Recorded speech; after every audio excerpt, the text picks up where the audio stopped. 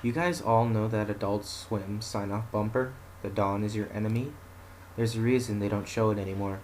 The last day the bump was used as a sign-off, instead of a normal running time of about 9 seconds, it ran for an extended period of time until the automated services were overtaken by manual operation. We all know the sound that shook our childhoods, or even our teen years, the resonating metal, the rumbles, the sound of metal scraping against metal. Feel free to look it up if you feel a bit rusty. Now, when the audio cut doesn't sound complete, it's not finished, not over. The producers of Adult Swim and Cartoon Network were purposely cutting off the rest of the sound, and for good reason. The rest that followed was the exact reason why you'll never see this bumper again on the air. Once again, it's supposedly only able to run for about 9 seconds, and this is a rough transcript of the usual audio. Resonating metal, followed by a rumble, followed by scraping metal, and another rumble, and a bumper. So what could you put together with that? Nothing rings a bell, right? Exactly. This part that they used is utilized effectively to scare off children that have still tuned into Adult Swim. It even gives adults goosebumps because it's that good. It's closely rivaled with the Hammer Clinks in the Williams Streetcar production and Nightmare Fuel. Getting back on topic, usually a Cartoon Network employee would enter the room left by an Adult Swim crew member to take over for a day. It wasn't quite the case that day, however. The usual man scheduled to cue the sign-on and such programming for Cartoon Network for some reason did not start up the day schedule. No one knows if he did this purposely or whether or not his contact was terminated. This was the least of problems Cartoon Network had at the time. What followed the common 9 seconds was an extended 2-minute broadcast of some of the most horrifying audio ever heard on public television.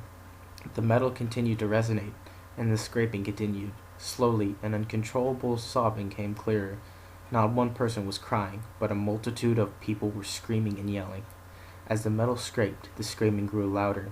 Soon you could hear the slicing of flesh, the grinding of bones, the gushing of blood, and the guttural death rattles of people dying. All across the United States, millions of children and adults were being exposed to what sounded like a barbaric mass murder. People were calling in all across the country, crying or screaming or begging for it to be turned off.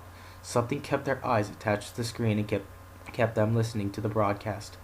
People assumed the control room was finally gotten into, and the bump was shut down, ending a traumatic experience no one could undoubtedly forget.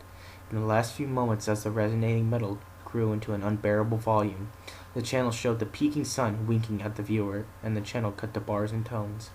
How was Cartoon Network going to cover this up? No one knows their exact tactic to this day. Multiple theories have been thought of, ranging from a preemptive cease and desist to the possible news articles to subliminal viewer hypnosis over the following weeks. While all public evidence does not officially exist, Cartoon Network officials do acknowledge a hijacking of the channel's frequency on the day, but go into no further detail.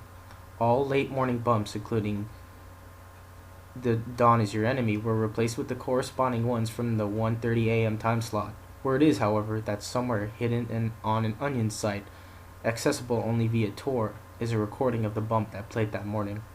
The question that most among the few who remember this is how Cartoon Network got the audio in the first place.